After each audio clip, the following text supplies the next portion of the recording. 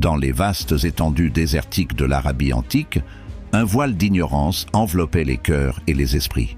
Cette période, connue sous le nom de Jahiliya, était marquée par une obscurité spirituelle et morale qui pesait lourdement sur la société. Les tribus, fières et belliqueuses, s'affrontaient sans cesse pour des questions d'honneur, perpétuant un cycle de violence et de vengeance. Les femmes, réduites au silence, subissaient l'oppression d'une culture patriarcale inflexible. Les orphelins, abandonnés à leur sort, erraient sans protection ni soutien.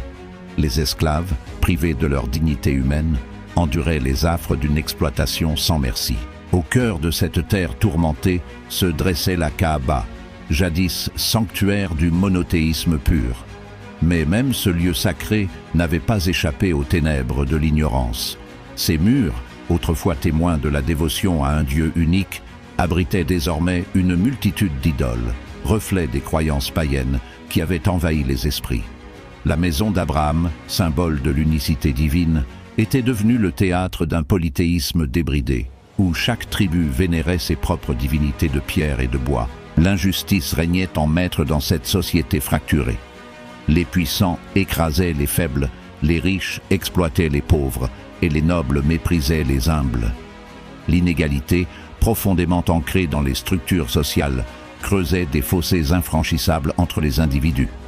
La superstition, telle une ombre menaçante, obscurcissait la raison et nourrissait des pratiques barbares. Les nouveau-nés de sexe féminin étaient parfois enterrés vivants, sacrifiés sur l'autel d'une fierté masculine mal placée. Les malades et les infirmes, considérés comme maudits, étaient rejetés et abandonnés. Pourtant, dans ce paysage désolé, quelques lueurs d'espoir persistaient. Dans le silence de leur cœur, certains hommes et femmes cherchaient une vérité plus profonde. Ils ressentaient l'appel d'une spiritualité authentique, loin des idoles muettes et des rites vides de sens.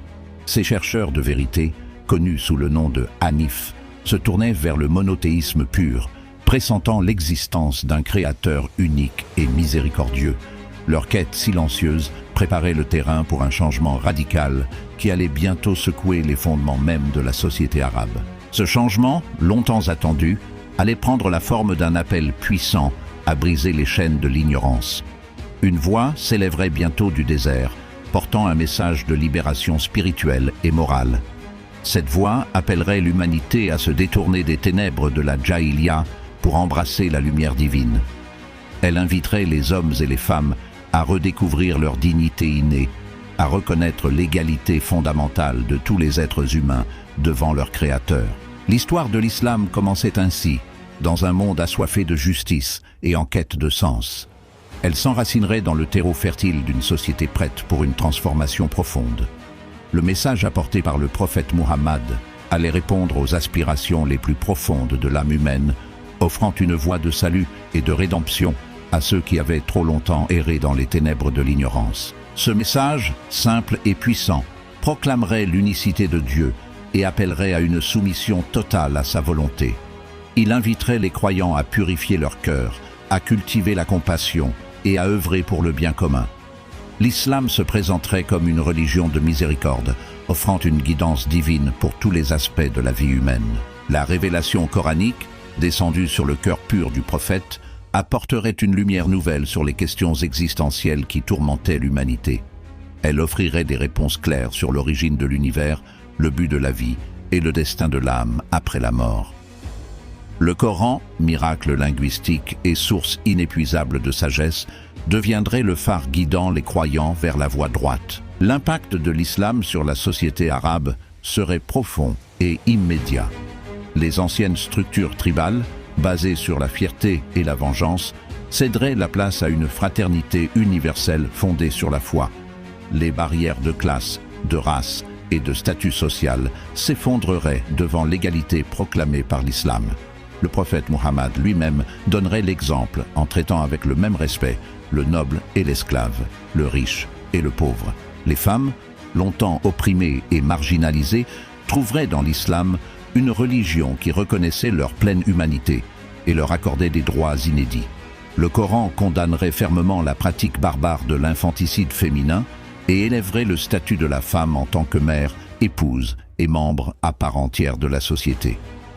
L'éducation, autrefois réservé à une élite masculine, deviendrait un devoir religieux pour tous les musulmans, hommes et femmes.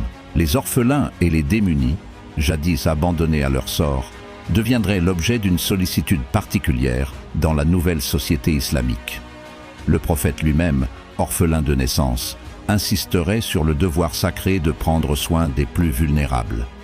La zakat, aumône obligatoire, serait instituée comme un pilier de l'islam, créant un système de solidarité sociale sans précédent.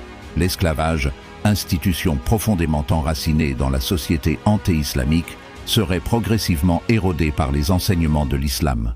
Le Coran encouragerait l'affranchissement des esclaves comme acte de piété, et le prophète montrerait l'exemple en libérant tous les esclaves qui lui appartenaient. L'égalité fondamentale de tous les êtres humains devant Dieu, proclamée haut et fort par l'islam, poserait les bases d'une société plus juste et équitable. La Kaaba, purifiée de ses idoles, retrouverait sa vocation originelle de sanctuaire du monothéisme. Le pèlerinage annuel à la Mecque, institué comme pilier de l'islam, rassemblerait des fidèles de toutes origines dans un acte d'adoration collective, symbolisant l'unité de la communauté musulmane au-delà des différences ethniques et culturelles. L'impact de l'islam ne se limiterait pas à la péninsule arabique. En quelques décennies, le message de l'islam se répandrait bien au-delà de ses frontières d'origine, touchant des peuples et des cultures diverses. De l'Atlantique à l'Hindu, une nouvelle civilisation émergerait, fondée sur les principes de justice, de connaissance et de spiritualité enseignés par le Coran et exemplifiés par le prophète. Cette civilisation islamique deviendrait un phare de lumière dans un monde plongé dans les ténèbres du Moyen-Âge. Alors que l'Europe traversait une période d'obscurantisme, le monde musulman connaîtrait un âge d'or scientifique et culturel. Les savants musulmans, inspirés par l'injonction coranique à rechercher le savoir, feraient des avancées remarquables dans des domaines aussi variés que les mathématiques, l'astronomie, la médecine et la philosophie. L'islam apporterait également une contribution significative à l'art et à l'architecture. Les magnifiques mosquées, avec leurs minarets élancés et leurs dômes majestueux, deviendraient des symboles de la grandeur de la civilisation islamique. La calligraphie arabe, élevée au rang d'art sacré, ornerait les pages du Coran et les murs des édifices, témoignant de la beauté divine à travers la beauté des mots. Ainsi, l'avènement de l'islam marquerait un tournant décisif dans l'histoire de l'humanité. D'une société plongée dans l'ignorance et l'injustice, émergerait une civilisation fondée sur la connaissance, la justice et la spiritualité.